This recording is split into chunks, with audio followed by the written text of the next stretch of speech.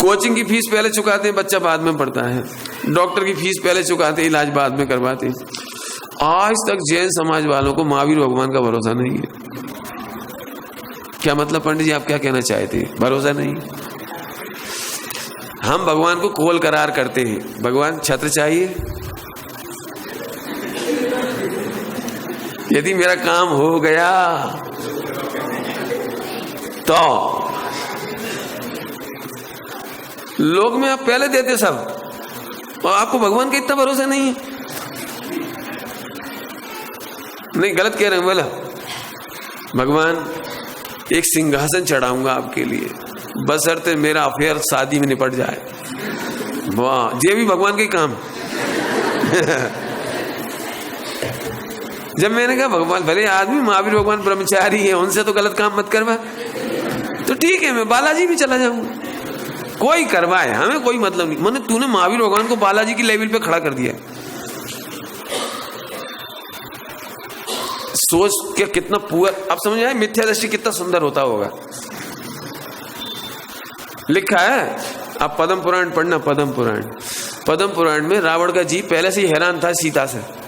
माने सीता का जीव पहले भी बहुत सुंदर लड़की थी, और जब रावण का जीव उस समय भी था, राजा का लड़का था, लेकिन मिथ्या दृष्टि माने वो बहुत सब पापों में मग्न था। तो उसने कहा कि मुझे इससे शादी करना है, गुणवती कन्या नाम था उसके, गुणवती से शादी करना है। तो उसके मम्मी पापा ने शराबी कबाबी लड़के को, राजकुमार है तो क्या हुआ, लेकिन पसंद नहीं किया।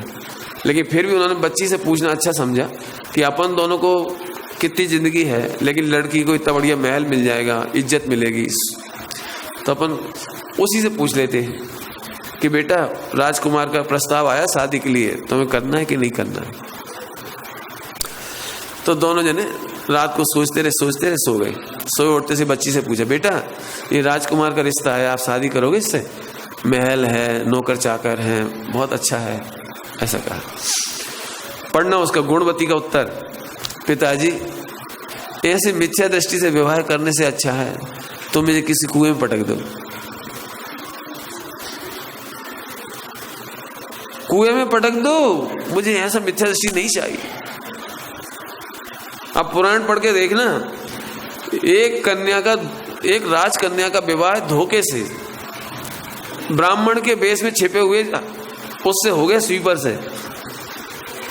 जैसे ही उसने देखा किसने पानी का जूठा बर्तन घड़े के ऊपर रख दिया, ओह ऐसा तो स्वीपर के यहाँ होता है, ब्राह्मणों में ऐसा नहीं होता, जूठा बर्तन मटके के ऊपर रख दे। अरे और उसके गुरु के पास गई, तुम सच सच बताओ ये है कौन? कोई भी व्यक्ति ऐसा नहीं कर सकता। तो फिर उसने बताया कि हाँ ये ऐसा ऐसा है। उसने फौरन, आपको पूरे इतिहास में उठा के देखना, पुराणों में एक तलाक मिलेगा, ये वाला एक तलाक, उसने छोड़ दिया उस पति को। मैं मिथ्या दृष्टि के साथ नहीं रह सकती, गलत खान पान वाले के साथ नहीं रह सकती, जिसकी गलत सोच हो, गलत विचारधारा हो, मैं उसके साथ नहीं रह सकती। हम क्या कहना चाहते हैं आपसे? आज हमें अपनी परंपराओं का ही पता नहीं, सम्यक परंपराओं का। हम मिथ्या परंपराओं के साथ रहने तैयार, मिथ्या खान पान वालों के साथ रहने तैयार, चाहे अवक्ष खाएं चाहे कुछ करें, हमें खबर नहीं पड़ती। बोलो क्या करना है आपको? बोलो भैया भगवान को क्या समझना है? बोलो एक काम करो, पता नहीं है कहां से आ गई ये चीज कि हम भगवान से कह रहे प्रभु हम यदि हमारा काम हो गया तो, मुकदमा जीत गए तो, लड़की की शादी हो गई तो माने शर्त, माने कंडीशनल पूजा कब से होने लगी? मैं आपको पुराण पढ़ के सुनाता हूं। मैना सुंदरी ने पूजा की थी, शिव चक्रमंडल विधान, ओके। उसने कोई कंडीशन लगाई थी, हे प्रभु 700 कौड़ी सही हो जाएंगे तो 700 कौड़ियों पर जो इलाज का खर्चा होगा वो विधान में खर्च कर देंगे, ऐसा बोला था। बोलो कुछ नहीं, उसने तो इसलिए विधान करा था, ध्यान रखना जरा, स्पष्ट कह रहा हूं, उसने इसलिए विधान नहीं किया था कि इलाज हो जाएगा। अरे जब असाता वेदनी का तो, हाँ बोलो भैया, जब तक होना है जब तक रहेगा। अभी बोला था ना गुणस्थान प्रमाण, वो क्या कहलाता? क्रमबद्ध पर्याय के अनुसार जब तक असाता का उदय है। दिन भर शरीर को देख देख कर हाय हाय क्यों करें, उपयोग को क्यों ना बदले। आओ अपन भगवान की भक्ति करें, भगवान की पूजा करें। तो उसने तो 8 दिन भक्ति पूजा में उपयोग अपना लगाया था और उन सबका लगाया था। अब ये संयोग की बात है कि वे 700 भयंकर पीड़ित थे। ध्यान रखना, जो भयंकर पीड़ित होते हैं ना उनका उपयोग जल्दी लगता है। वे सबके सब हैरान थे ना, दुखित थे, इसलिए वे पूजा में मग्न हो गए, भक्ति में मग्न हो गए। एकाग्र चित्त से पूजा की उन लोगों ने। उनको साता वेदनी का उत्कर्षण हुआ, असाता का अपकर्षण हुआ, और भी बहुत सारे काम हुए कर्णानियों के अनुसार। उसका नाम एक अतिशय कि सभी लोगों का कोढ़ दूर हो गया। कोढ़ दूर करने के लिए विधान नहीं किया था, विधान किया इसलिए कोढ़ दूर नहीं हुआ।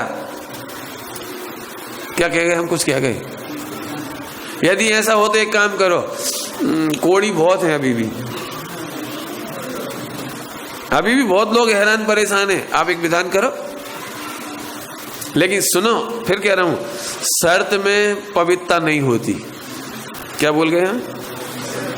शर्त में पवित्रता नहीं होती।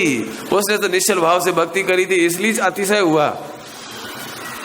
हम अतिशय के लिए करना चाह रहे हैं, निश्चल भक्ति नहीं होगी। अब बोलो भैया, अच्छा किसे कहना?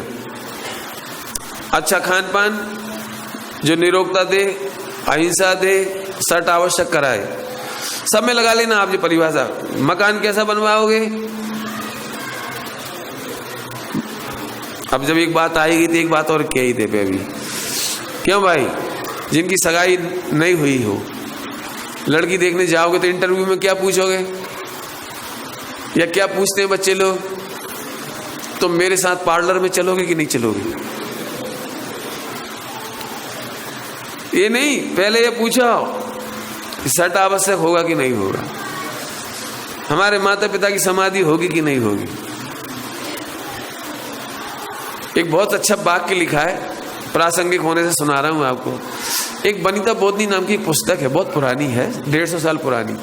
बनीता बोधनी, बनीता माने लेडीज के लिए, बोधनी माने ज्ञान देने वाली। बहुत सुंदर लगा मुझे वो वाक्य, वो सुनने जैसा है। उसमें लिखा है, हे बहनों, पुरुष ने लिखी ना इसलिए बहनों कहा उसको, हे बेटियों, हे भोली बहनों, यदि तुम्हें अपना पति अच्छा लगता है, उसके संस्कार अच्छे लगते हैं, उसका स्वास्थ्य अच्छा लगता है, वो बीड़ी सिगरेट नहीं पीता, तंबाकू नहीं खाता, बीड़ी सिगरेट तंबाकू वालों के साथ कैसे रहना हो, शराब वालों के साथ कैसे रहना हो, परिस्थिति सेवन वालों के साथ कैसे रहना हो, यदि तेरे पति में ये सारे दोष ना हो तो ये सारा उपकार तू अपने सास ससुर का जानना। यदि तुझे पति अच्छा लगा तो सबसे ज्यादा महिमा अपने सास ससुर की करना, उनके चरणों में गिर पड़ना, तू उनकी सेवा करना। क्यों? क्योंकि यदि इन दोनों ने मिलकर इतना अच्छा पति तैयार नहीं करता तो तुझे रेडीमेड कैसे मिलता? रेडीमेड समझ गए? आपको पता है एक बच्चे को सुसंस्कारित करने में कितनी मेहनत लगती है। माँ रोज ताड़ना देती है, गाली दी तो जान ले लूंगी, हड्डी पसली तोड़ दूंगी, गाली नहीं देना, पुड़िया नहीं खाना, उसके साथ नहीं खेलना, गंदे बच्चे के साथ। माँ एक एक बच्चे को 25 साल, एक बच्चे के कारण माँ को बच्चे के पिता से भी गालियां सुननी पड़ती है। वो पक्ष ले लेती है ना बच्चे का, छोटा है खेलने तो दो, है तू बिगाड़ रही है, तू सिर पे चढ़ा रखती है, तूने बिगाड़ के रख दिया। बेचारी माँ को बच्चे के कारण सुनना पड़ती है माँ पिताजी की। आप समझ सकते हो एक माँ बाप की कितनी तपस्या होती है एक बच्चे को बनाने में। दुख की बात यह है माँ बाप बहुत टेंशन में। आज भी एक ऐप आया है, ऐप दैनिक भास्कर में एक ऐप आया है कि जो बच्चियां पढ़ रही हैं मम्मी पापा के पास एक ऐप होगा, ऐप समझते ही होगे मोबाइल में, कि आप यहीं से देखो कि बच्ची कहाँ जा रही है बच्ची क्या कर रही है, बच्ची स्वस्थ है कि नहीं, बच्ची यहीं से देखो बैठ के। मैंने 24 घंटे जासूसी करते रहो बस। बात इतनी गहरी आ गई इसलिए कह रहा हूं मैं आपको। आज एक बच्ची को पढ़ाने लिखाने में 1 करोड़ रुपए लगता है, तब जाके वो डॉक्टर बनती है। 20-25 साल कैसे मेहनत करके बच्ची को तैयार करते हैं, और वो बच्ची जब हॉस्टल में पढ़ने जाती है, कॉलेज में पढ़ने जाती है, और किसी से भी प्रेम करके वहीं के वहीं शादी कर ले, अथवा तो अफेयर में शादी करना चाहे, इंटरकास्ट शादी करना चाहे, आप कल्पना भी नहीं कर सकते उस माँ बाप पर 25 साल की तपस्या के बदले में क्या गुजरती होगी। इतना पैसा खर्च करने के बाद उन पर क्या गुजरती होगी। माने जीते जी जहर दे देने जैसी बात है कि मर भी नहीं सकते और इस पीड़ा को सह भी नहीं सकते। समाज पूछती क्यों, क्या हुआ। मैं इसलिए बच्चों के सामने कह रहा हूं, बच्चियों के सामने, बेटे आज संडे है और युवा पीढ़ी ज्यादा दिखाई दी, इसलिए मैंने विषय इस तरह से लिया। पिक्चर में शायद देख लिया हो, नहीं देखा हो तो दिखा देना, और नहीं तो घर ले जाके देख लेना। बेटे हमें आप सब बच्चों से औरंगाबाद में आने के बाद एक ही प्रतिज्ञा चाहिए बस, कि हम बड़े होकर के अपने माता पिता की आज्ञा से विवाह करेंगे, हम जैन शासन को नहीं लजाएंगे। कोई तैयार नहीं, कोई युवक कोई युवती इस बात के लिए तैयार नहीं है, कोई तैयार नहीं हुई।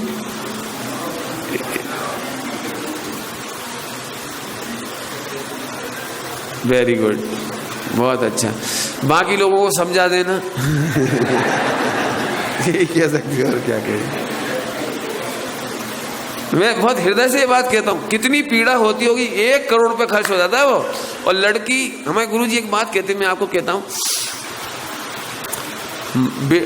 बच्चों को इतना नहीं पढ़ाओ, पढ़ा लिखा कर इतने लायक मत बनाओ कि वे तुम्हें नालायक समझे। आजकल के बच्चे मम्मी पापा को क्या समझते हैं, नालायक। नालायक माने ये बात नहीं शेयर करने लायक मम्मी पापा से। इस डिसीजन में मम्मी पापा से हमको सलाह लेनी चाहिए।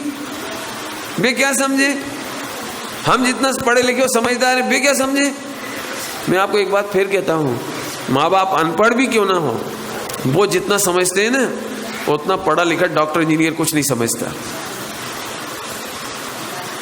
कुछ नहीं समझता भाई साहब, जो मम्मी पापा समझते हैं। और एक बात सब लोग समझना, मम्मी पापा से बड़े हितैषी नहीं हो सकते बच्चों के कोई। मम्मी पापा से बड़े हितैषी दुनिया में दूसरा नहीं हो सकता। आपके असफलता में भी ये गले से लगाते हैं, आपके गलत काम करने पर भी यदि कोई रक्षा करने आता थे माँ बाप आते। दोस्त साथ छोड़ जाएंगे, दुनिया साथ छोड़ जाएगी, और अफेयर में आने वाली बीवी साथ छोड़ जाएगी, अफेयर में आने वाला लड़का साथ छोड़ जाएगा, लेकिन एक माता पिता ऐसे हैं जो आपको अंतिम समय तक साथ देते हैं। इसलिए अपने माता पिता का भरोसा करना और कभी गलत कदम नहीं उठाना।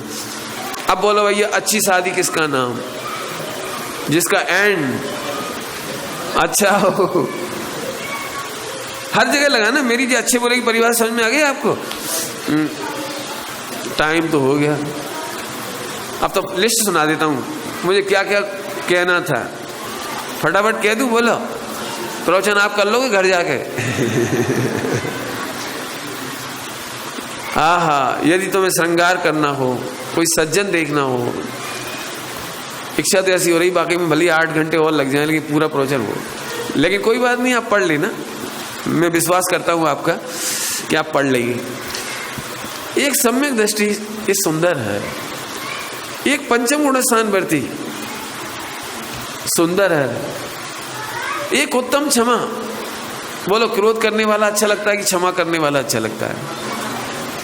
बोलो, अहंकार ही अच्छा लगता है कि मार्दव वाला अच्छा लगता है।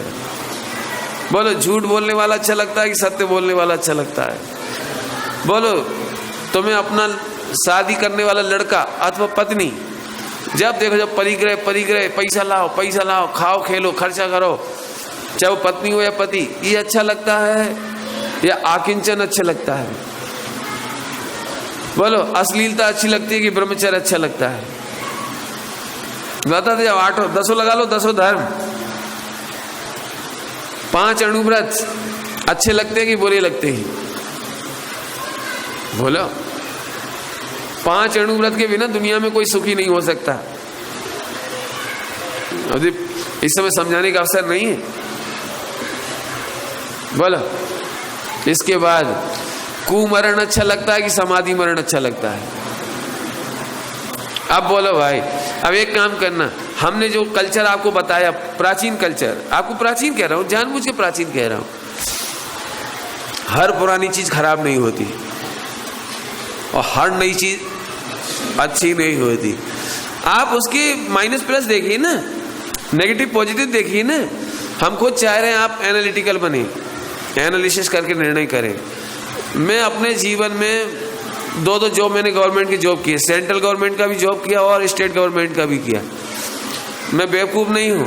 मुझे किसी दिन भी मेरे गुरुजी ने कान पकड़ के नहीं कहा कि ऐसे कपड़े पहनो, ऐसे बाल रखो, ऐसे खान पान करो। सही बात कहूँ तो मैंने केवल एनालिसिस के आधार पर अपना जीवन बनाया है और इसीलिए मैं अंतरंग और बहिरंग ठोस हूँ। मुझ में शिथिलाचार आने की संभावना नहीं दिखाई देती, मैं खुद कह रहा हूँ अपने मुंह से। इसलिए मैंने बड़ा नाम नहीं धराया, बड़े पद नहीं धरवाए।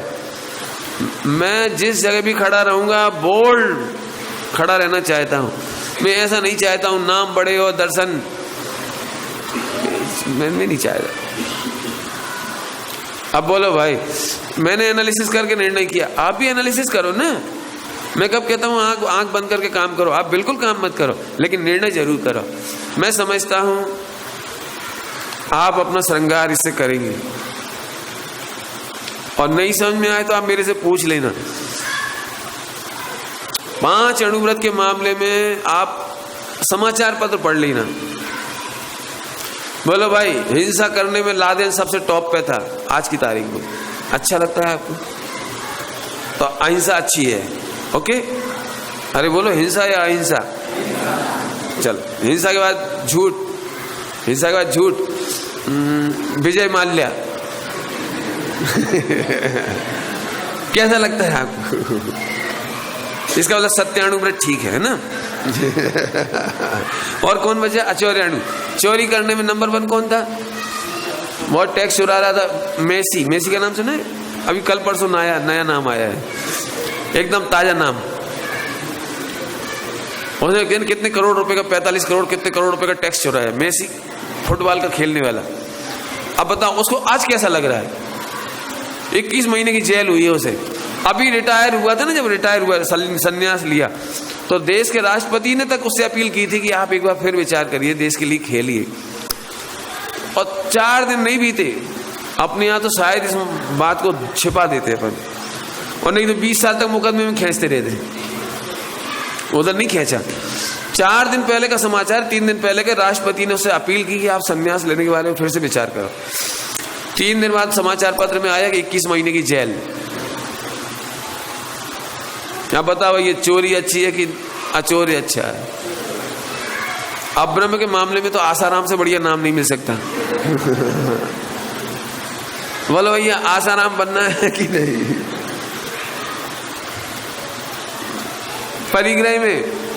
परिग्रह में तो कितने नाम मिल सकते हैं आपको, कितने सारे।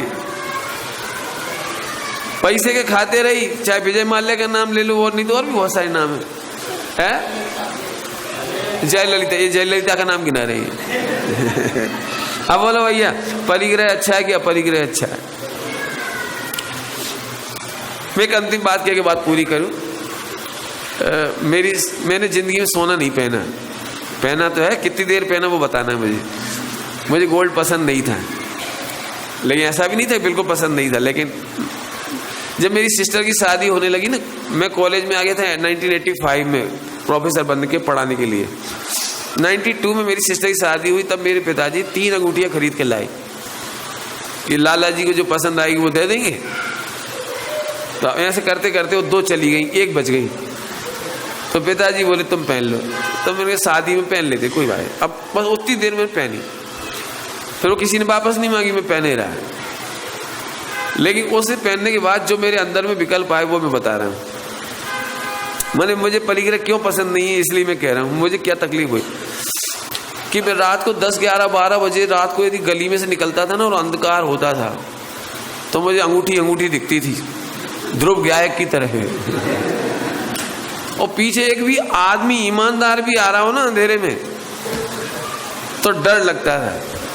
और यदि हम 2 बच्चे जा रहे होते थे ना, बच्चे नहीं, हम तो प्रोफेसर थे, मैं 2 जने जा रहे होते थे, तो हम जोर से बोलते थे अपने बचाव के लिए, पीछे मम्मी पापा आ रहे हैं स्कूटर से, ऐसा इसलिए झूठ बोलते थे कि पीछे वाला ठग हो तो हमें अंगूठी ना ले, हमें झगड़ा ना हो। बड़ी मुसीबत। रात को रेलगाड़ी में सफर करो तो विंडो में से कोई नहीं निकाल के ले जाए। यदि उस तरफ सिर करके ऐसे सो जाओ तो पैसेज में से कोई निकाल के ना ले जाए। निकाल करके मैं छिपा छिपा के रखूं। मेरी अच्छी आफत हो गई, इसके मारे सो ही नहीं पा रहे। फिर मैंने वो अंगूठी निकाली और महावीर भगवान के तप कल्याणक के दिन उनका भामंडल बनना था एक मंदिर के लिए, उसी दिन वो प्रस्ताव आया। मोक्ष हो गया अपना।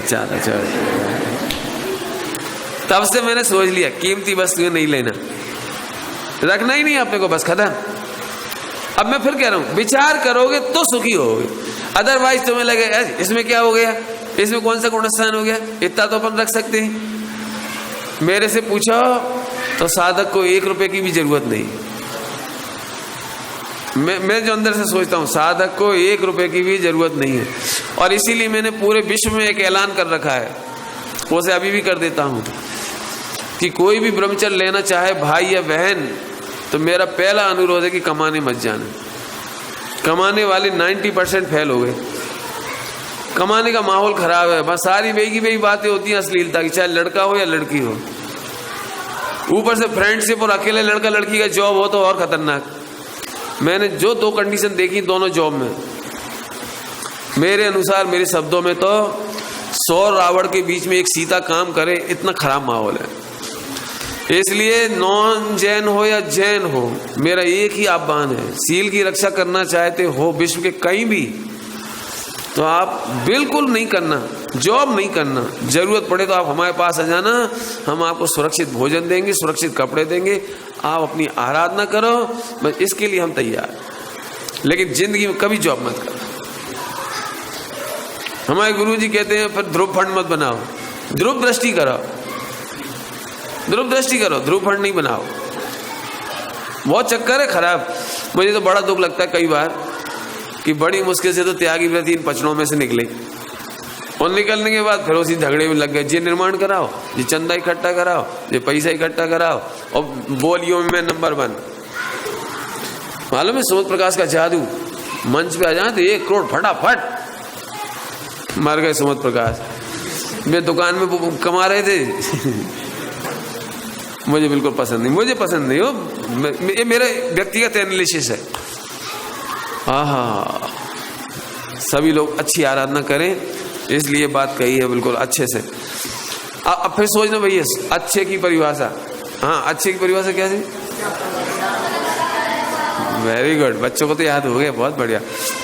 आज की कैसेट बार बार सुनना तुम लोग, बड़े होकर के भी रोज नए अर्थ मिलेंगे इसमें आपको। अच्छे की सब जगह घटाना, अच्छे मकान बनाना, अच्छे कपड़ा पहनने, अच्छा ही दान देना, अच्छी पूजा करो, शादी करना ही हो तो अच्छे से करो अच्छे के लिए करो, है सब समझ लेना, इसमें विचार करना। ओम नमः शिवाय। जिन बच्चे बच्चियों ने आज हाथ उठाए हैं उनके लिए बधाई देते हैं। अब आपके द्वारा ये जैन शासन कलंकित नहीं होगा, आपके माता पिता कलंकित नहीं होंगे। जैन शासन आपके निमित्त से 18,500 वर्ष तक एक केसरिया ध्वज फहराता रहेगा औरंगाबाद में, और औरंगाबाद की बच्चियां जहां जहां भी जाएंगी वहां भी ये जैन शासन का ध्वज फहराएंगी। इसके लिए उनको बहुत बहुत शुभकामना। ओम नमः शिवाय।